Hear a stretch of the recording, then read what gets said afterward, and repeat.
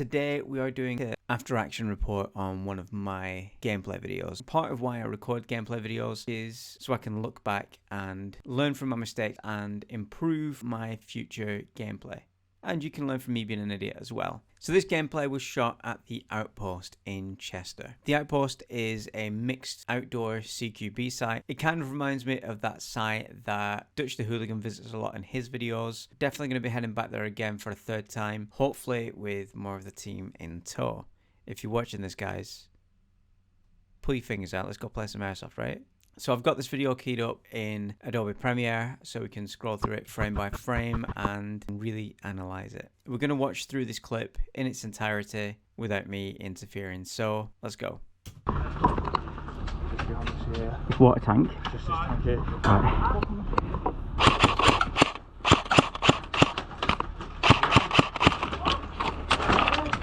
Dude. Hey, line coming out, please don't shoot me.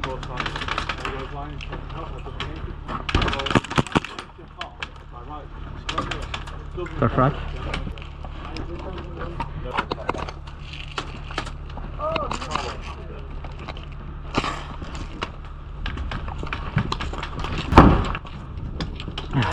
No kill. Nice little change up. Yeah. I said no kill. Fucking magazine.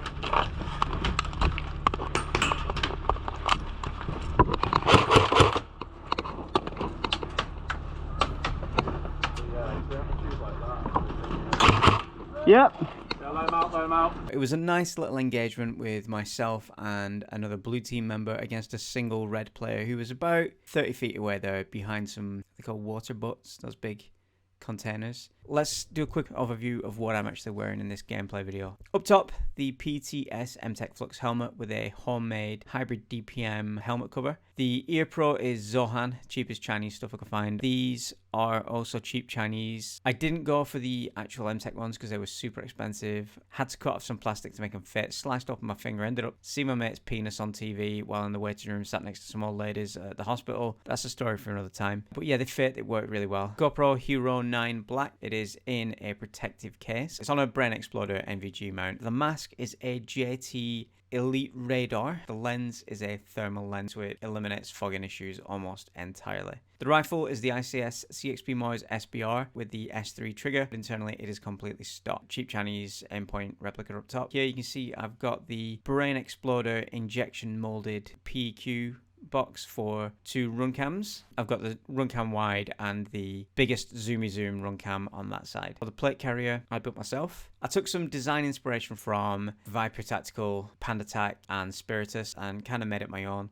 This was the first one I made. Again, it is in hybrid DPM, so the Peacock hybrid. One of my favorite DPM patterns. I've made this pattern, Blue Op 4 DPM, Soldier 95 Woodland DPM, and Red Dawn Op 4 camo. I've got plans to make a bunch of other different colors as well. Before I do that, I am going to remake this plate carrier because over the 4 that I've made, I've learned a lot, and this one's quite sloppy, so I think I can make it a lot better. Ubax is a Cry Gen 3 replica by Flash Force Industries in Desert Tiger Stripe. Been running that for a few years now. Love that pattern. I've been running Desert Tiger Stripe since about 2006, so I'm Desert Tiger hipster. Down below, which you can't see in this shot, I have TMC Gen 3 in Woodland Tiger Stripe. I think it's the John Wayne Dance pattern. Very similar to the Cry ones, but a much nicer pattern, and the stretch panels are olive green rather than black. Boots are Magnum Classics. Gloves are Pentagon Mechanics. I've got a Deadly Customs holster with my pistol in there. The pistol, it's the ICS Hackabba Challenger in the Deadly Customs. I can't remember what it's called, the holster, but it's the one that holds your pistol by an all-light, and it's completely universal, so I can put any pistol in there as long as the all-light mounts to it.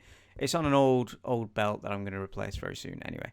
So that's the kit, because I know somebody will probably ask. So let's move along to the gameplay and analysis. This was very early on in this particular game where it was a force-on-force situation where we had to take their spawn point and they had to take our spawn point. We had 15 minutes to push all the way down, gain some ground, but we couldn't actually take their spawn point until the last 5 minutes of the game where respawns are cancelled and then we can actually capture their respawn point. We pushed up straight off the bat and we got to this building just here. Behind this here, we'd noticed there is an enemy player. This is about 30 feet away behind these water butts. and the guy next to me spots it and he's like, yeah dude, there is a player over there. We roll up. Water tank. Right. And we spot the guy. So I start trying to fire at him. You'll notice the gun wasn't feeding. So I'm running ICS T-Mag mid-caps, the 180 round early versions. I was running 0.28 gram BBs at this point. In the morning, I had 1,000 2.5s left, so I just bombed up all my mags with that, and I just went through them in the first few games. And then at this point, I transitioned over to the 0.28s.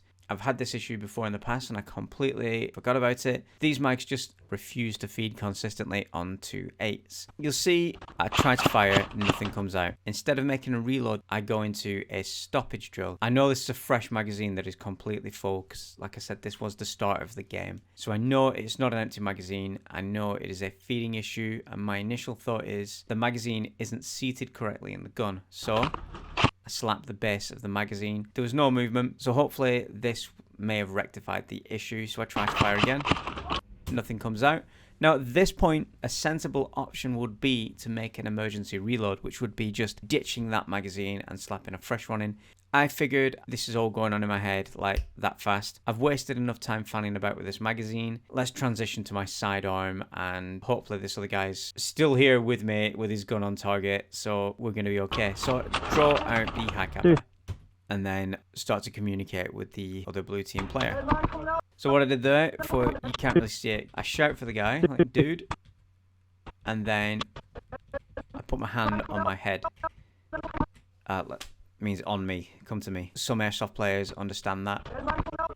So he's coming to me. So now, as you can see from here, we are both weapons up, pointing them at the threat. So we just show himself for a little bit. You can see one of his rounds just come past there if we go nice and slow. So he fires.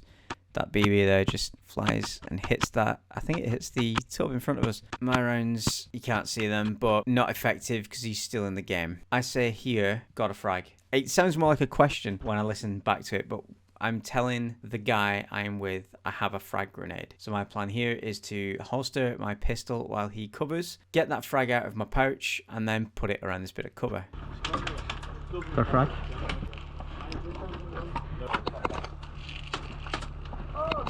Here he actually moves around me and takes up a position.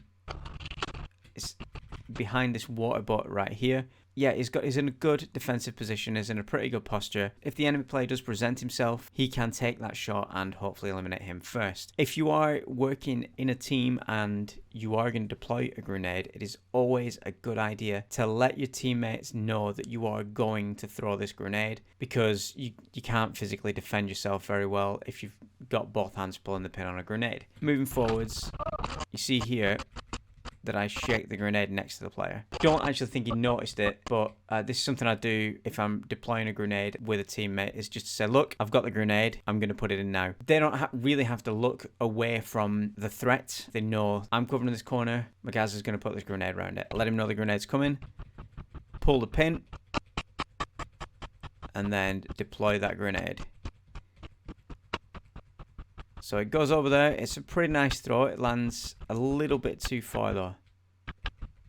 So I think it does land slightly obscured from him, maybe in a bit of crap. At the same time, you'll notice he had exactly the same idea. Now the grenade he is throwing is a Tectonic Innovations Quake. So this is an impact grenade. I see this straight away and I know the kind. I split second know that's an impact grenade. If it hits the floor, we're dead. And there's not enough time to react. But I saw it hit the floor. Nothing happened. It just bounces, which is good. But I still decide to get into cover anyway. So, you my grenade going off there. Let's just go over that again. So I pull the pin, throw the grenade. He throws his. Bug out into cover, and my grenade goes off.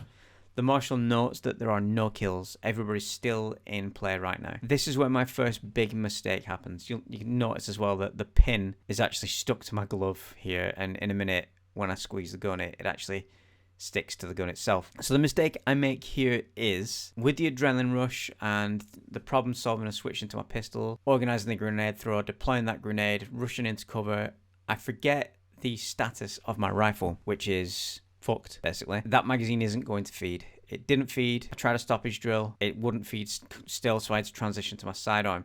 I haven't done any further actions to actually make the thing work. Currently, it is still in a non-operable state, which you'll see when I come around here and try to put rounds down on this guy. I was trying to fire.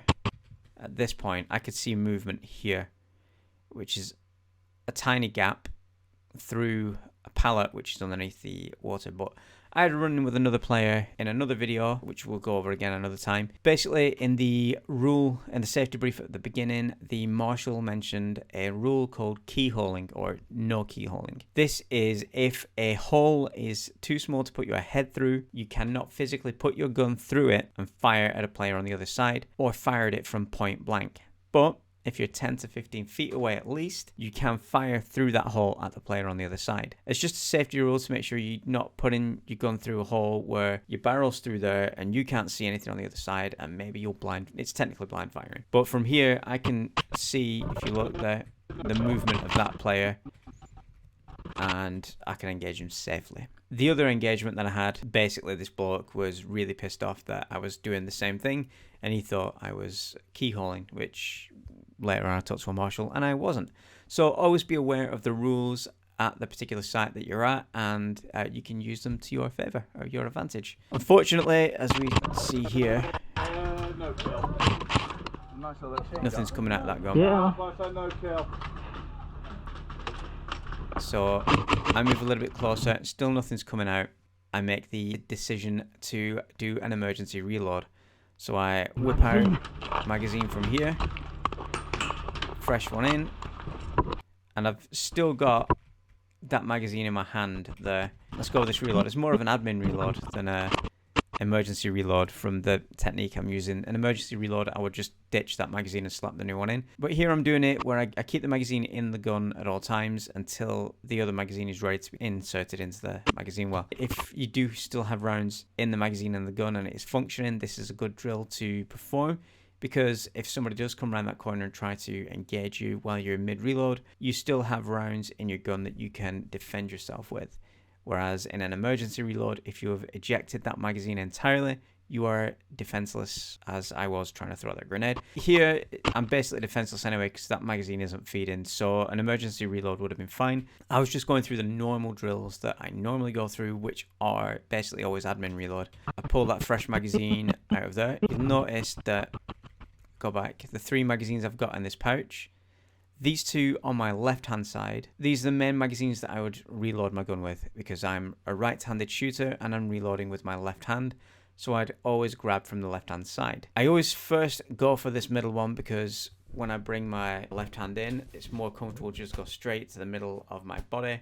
So I'm not doing this, I'm doing this, and that's the magazine I'll reload with first. If I am shooting support hand, so my gun is in my left hand, this magazine is facing the opposite direction. When I come in with my right hand, the magazine is in the correct orientation just to be fed straight into that magazine well. I notice a lot of people just put the magazines in whichever fucking way they want, Jimmy D. And that's how you get yourself shot trying to do a reload in a stressful situation. I take my hand off the gun is up in the high ready position, and I'm actively moving off the X. So here, I'm very eligible to be shot when that guy comes around the corner because he knows exactly where I am. But by moving off the X while he's in cover, I'm not where he expects me to be. So draw the magazine, and then you see here, while I'm holding the fresh magazine between my index finger and thumb, I'm using the rest of my hand to grip the bottom of the magazine that's in the gun, hit that magazine release, pull that clear, stick the next magazine in. Actually, you notice there that the magazine that I was feeding from initially isn't actually one of the T-mags. It is an ASG CAA magazine, which is another magazine that feeds beautifully in this gun with 2 5s, but with 2 8s it just doesn't seem to like it. So take that out, put that fresh T-mag in there. This T-mag, when I put it in, you notice I do, if we just go over that again, I do actually miss the magazine well there. And that might be attributed to, if you listen carefully, rounds are hitting in front of me. While I am kind of in cover, I'm not massively in effective cover. There's this open space here that basically my head, neck, chest are exposed in. So really, I should have moved further over to be behind this shipping container where I would be completely indefilade from his line of fire, which would be ideal. I wouldn't get shot in that point, but I didn't. I just wanted to get off the X, make this reload, and get back into the fight. That goofed reload, and as the rounds are coming in, I do decide to move completely behind cover. Now you can see that I can't see that water butt anymore. The player can't see me. I'm completely safe from him at this point. Fresh magazine's in. At this point, I could have put that other magazine in my dump pouch or back into my plate carrier, but we're being fired at, so I figured just keep hold of it for a second and put some rounds down. Just go through that real quick again. Reload. Now the gun's firing. I put the magazine away and actually pie out slightly to get a shot on this guy who also peeks out at the same time. So there, we're coming up to the end of this little engagement. This is actually a trade kill. So he shoots me, I actually get him in the face, which is fucking perfect. So I'm dead, he's dead. This guy can carry on playing Soggy Biscuit on his own. So what have we learned from this? First of all, it's always a good idea if you are changing ammunition weights or types to make sure that ammunition weight or type feeds reliably in your gun. Otherwise, you're going to be caught with your dick in your hands in a shitty situation like this. So the other thing we've learned is it is important to be able to perform your drills in a stressful situation. So like here, like we said earlier, I noticed it wasn't firing. Tap that magazine, still not firing. That's a basic stoppage drill, like the tap and rack, but just a tap. Didn't do anything, so I had that split second decision to transition to my pistol. You notice that I was able to do this smoothly and quickly by left hand holding the front of the rifle and bringing that pistol up. This is because I'm one of them nerdy geeks who, when I have some spare time, especially if I'm using a new pistol, which this is a new pistol, and a reasonably new holster, I actually stand around and do some pistol draw drills. So basically just stand there, slowly drawing the pistol out and presenting it, bringing it back, putting it back in, bringing my hands off, putting my hand back on, bringing it out, presenting it over and over and over to get that muscle memory so I can, in a stressful situation like this, hopefully perform as expected. But, you know, it doesn't always go that way, as we see in a minute with that magazine reload. Despite the amount of magazine reloads that I've done, a little bit of stress here. Those fine motor skills are not as in tune as I hope they would be in this kind of situation. And I bodged the magazine, I think it's that 3 times, it's the 3rd time. So first time I hit the mag well, second time I hit the mag well, 3rd time it goes in, 3rd time's a charm. So this is another thing that should definitely be taken away from this is practice your reloads. I know a lot of players, I see a lot of players in the field where, like I mentioned in the breakdown, they don't pay any attention to how they are actually storing the magazines in their plate carrier, and this leads to even more fumbled and clumsy reloads than the one you just witnessed here. My teammate Jimmy D is a absolute bandit for this sort of behaviour. His magazines just seem to go in whichever way they see fit, and his reloads, when I look back at his footage, generally he just lets his gun drop and the whole game doesn't exist to him. It's just concentrating on getting the magazine out, putting the magazine away, picking the gun back up, switching hands with the magazines, putting the magazine in. It's an absolute fumble of a situation that definitely, with even a few hours of organisation and training, could be improved upon a lot. And I recommend, if you're doing the same thing, not putting that forethought into actually how you're setting up your rig, after this, go away, take a look at how you're doing it, and maybe reassess, practice, and hopefully perform better on the field. Magazine. Yeah, there's not much else to take away from this, apart from, again, it's all about knowing your drills, knowing your reloads, and, like I said here, communicating with your teammate. So telling him that I'm going to use a grenade so he gets into a position where he can cover us, letting him know that grenade is in play, and then, yeah, that's basically it. If you've got any questions about this that I haven't covered, feel free to drop them down below and I will do my best to answer them. If you've got any comments about any part of this actual gameplay, if you see something that I missed or you think I was wrong the way I analysed a specific thing, go ahead and let me know down in the comments. If you want to see more videos like this of me breaking down mistakes or situations in games, let me know. There's going to be one more in the end cards right here of a time where we completely fucked up an ambush at Anzio camp. Go ahead, click that video. It's a pretty good video. Other than that, hit subscribe, hit like, and as always, I'm Magaz. And remember kids, the air may be soft, but our balls are hard. Oh god, I've been leaning my wrist on the edge of this desk holding this thing the whole way through that. Oh god, that hurts. Anyway, yeah, so